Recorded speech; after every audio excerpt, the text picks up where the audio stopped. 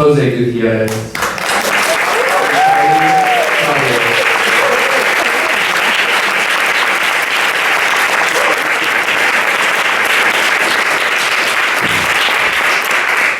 Thank you both for being here. Again, my name is Galen Bremer. Here on behalf of Dance Films Association, and really honored to have the perspective of performers, dancers here to speak about this. I thought it would be such a great starting point from the beginning. How did you come about working on the Blonde Ambition tour? Well, I just auditioned for it. There was an ad in the newspaper, and I auditioned for it. Had a couple callbacks, and 2 weeks later on, got a phone call from Madonna herself saying, "Hey, you want to go on tour with me?" And it was like, "Yeah, sure." So it's quite sorry, yeah, with a couple callbacks, yes. I mean, for me, it was slightly different. I met her at a club, and she had heard about this voguing thing that we were doing with the community and the club scene here in New York City. And I was very familiar with the dance at that time, and so she approached me and she was like, "Hey, I heard about you through a mutual friend, Debbie Mazar, who's friends with her, and I knew her from the club scene." So that's how that happened. She was like, "I heard you do this Vogue thing, and would you show me?" And at the time, I was into dressing up a lot, into fashion, and I remember I wore this outfit that was very constricting, so the moves were limited, and she wanted me to vogue on command, so to speak. So that night turned into like the audition for me. That's how that happened. And then she invited me to meet up with the rest of these guys who she had chosen through the actual audition. So. This Vogue thing. Yeah, and I mean, I'm fascinated by the influence that club dance and club music has in pop art, and this being like the biggest, most out spectacle to the day.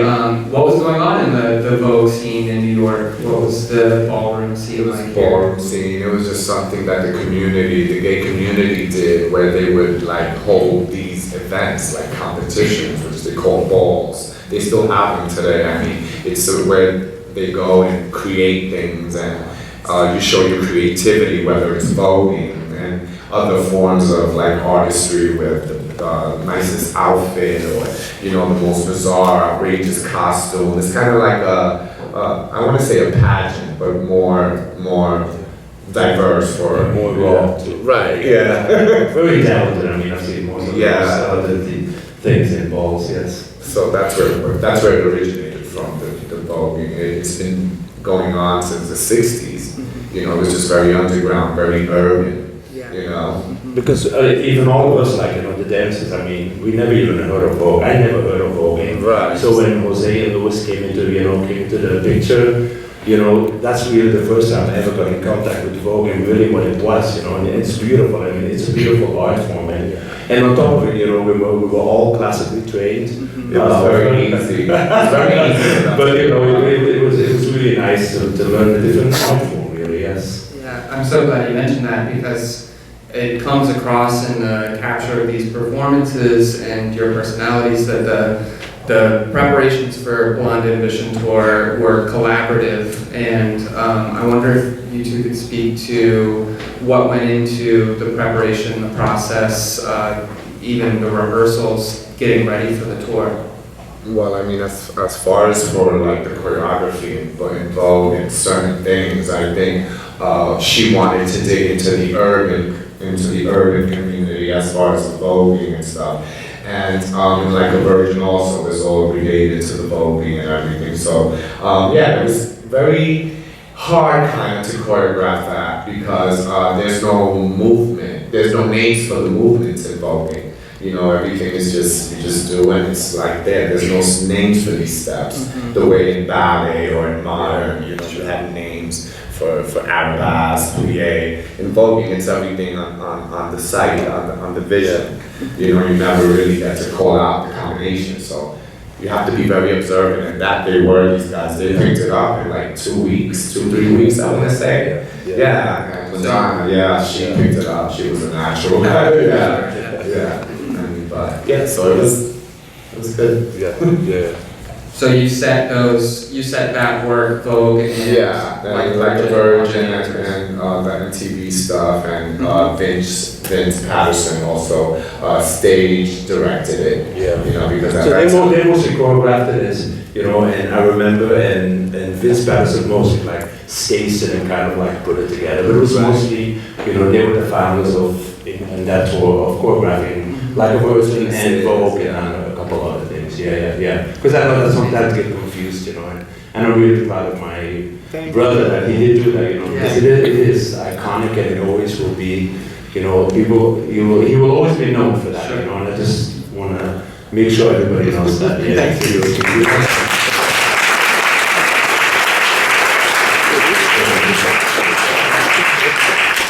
And so to skip forward a bit, Strike a Pose came out this year at Berlin International Film Festival. I understand you two have been traveling to support the film. Do you guys want to talk about that? Yeah, it's been overwhelming the way it's been received so well throughout the world from big cities, right?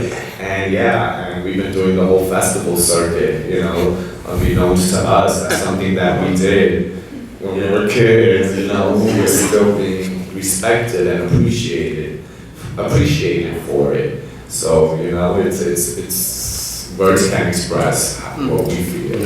It's been so great. And just after 25 years, actually seeing each other again, it's like we're on tour again, right?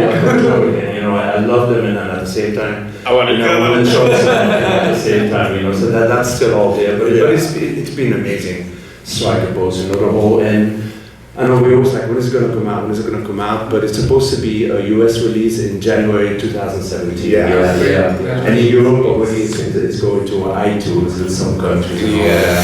But it's a great film. It's like the backstage of the backstage. You get to know more about us. But I think we're really proud of this movie. And it also glorifies Madonna too. It's not about bashing her, it's just like, she brought us together, and, we will always be thankful for that, yes. But it's a great film, and I hope everybody here, And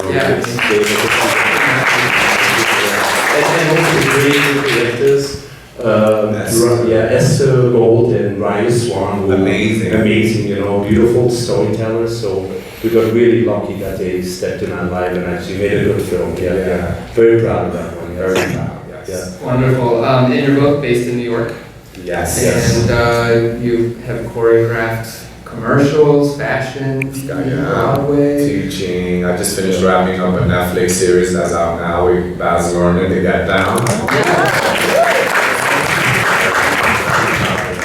I consulted on it, and I also got a chance to be in front of the camera, and that was like amazing, because I originally was on just to choreograph as an assistant, stuff like that. So, it was an honor for me to be a part of it, and to have him ask me to be a part of it. I was like, oh my God, that's learning, wow, So it was really great, and and now we have some other projects on that. We can talk about it. Because it was secret. Can we talk about teaching? The Door, which is an organization that's funded by the city for inner city kids, where they can go learn dance or any other art form, like art, painting, and music. So I teach there as well. I teach dance there in that department. And then mostly with modeling agencies too, like model coaching, runway coaching, that whole stuff. Love it. And regular classes at Broadway dance? I teach on a regular basis at Broadway Dancer. And I tour around the world mostly to like teaching classes, do a lot of video, fashion productions. One of the latest one was, I did a lot with Coco Rocha, Longchamp, so it's amazing after 25 years, especially, it is a blessing in the fashion world, or video world, we still get hired because we worked with the big ladies. But it's amazing that after 25 years, that's still the only thing they talk about. It's amazing because us as dancers, we never get the opportunity. You never really know us by faces or by names. You know, we're always in the background. You know, so for us to get all this love and still all this admiration and people knowing us as dancers, oh Jose and Salim, and still after all these years, it's so great, so great. I'm a big crybaby at the festival. All I do is cry, man. Like, it's like so overwhelmed, so heartfelt. There's a connection, and we feel like you guys have not only been fans of hers, but have also been supporters of us. I can't even like.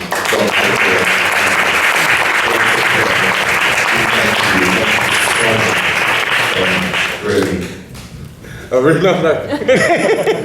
No, I'm not gonna cry. Yeah, it's so inspiring. This film has inspired generations, and across mediums and genres. It's really beautiful. I think we have time for a question or two.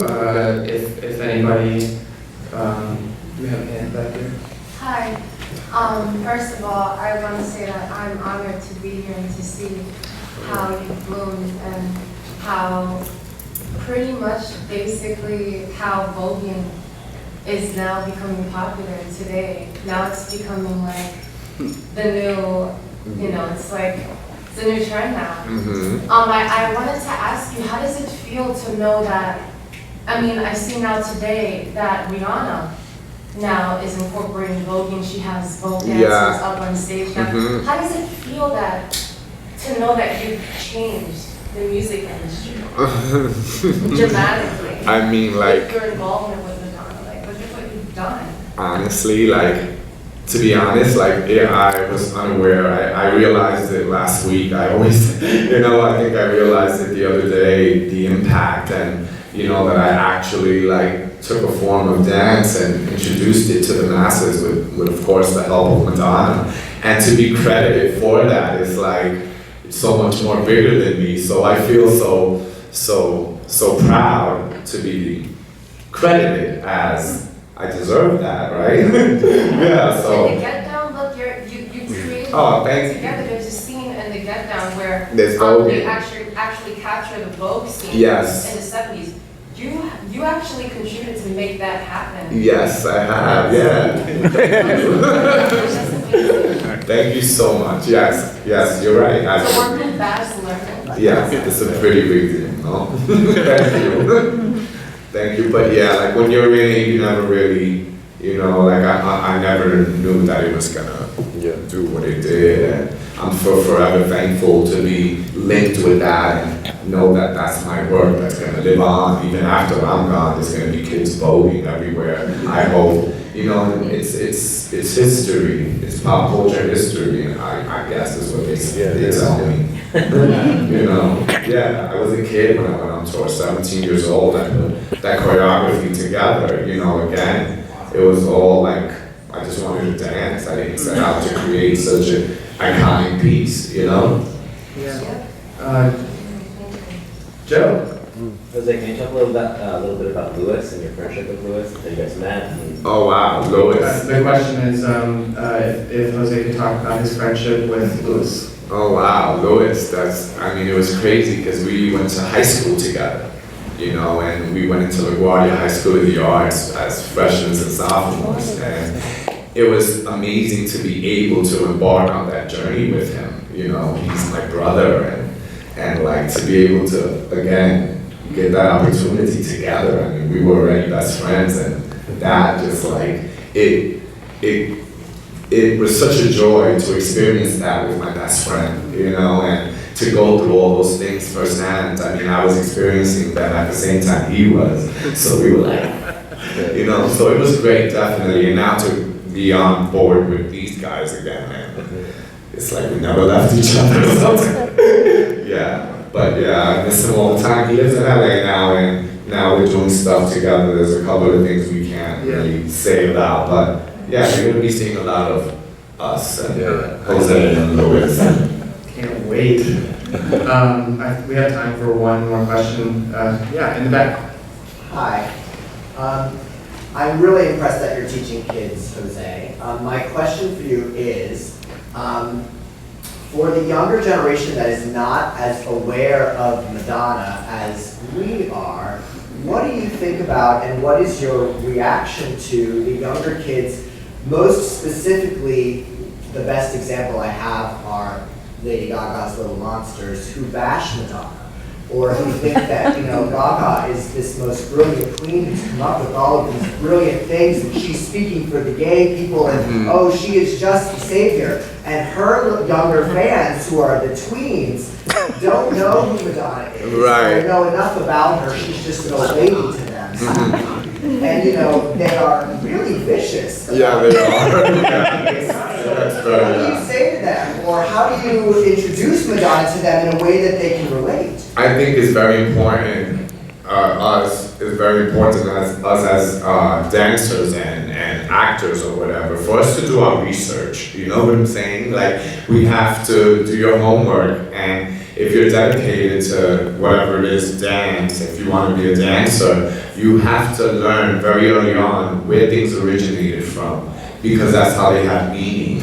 As a dancer, I studied ballet as a kid, so I wanted to learn who the masters of it, Mikhail Baryshnikov, Cynthia Gregory, and people like that, and I had to dig and find out who they were, because this was the career path that I wanted to take. So I say to these upcoming dancers who sit there and debate, oh, Lady Gaga did it first, or Lady Gaga did it. You have to do your homework, kids. You have to do your homework. And I think as long as we do that, we'll always know, it'll nurture our gifts, our gifts, whether it's dance or acting or whatever it may be. It's only going to nurture to do your work, to do the work, to do, find out and teach yourself, about your craft. So I would say that. I would say do your research about your craft when it comes to your artistic form. Right? Yeah, they're on their phone always anyway, so Google it, yeah. That's what I say to my students. Yeah, always on your phone. Yeah, you have computers now, back then it was like, back then there was none, it was like resume. I just got started a website, sort of, the other day, I'm into resumes and handing a piece of paper. I have to get used to the newer generation, and now you're sending email and stuff.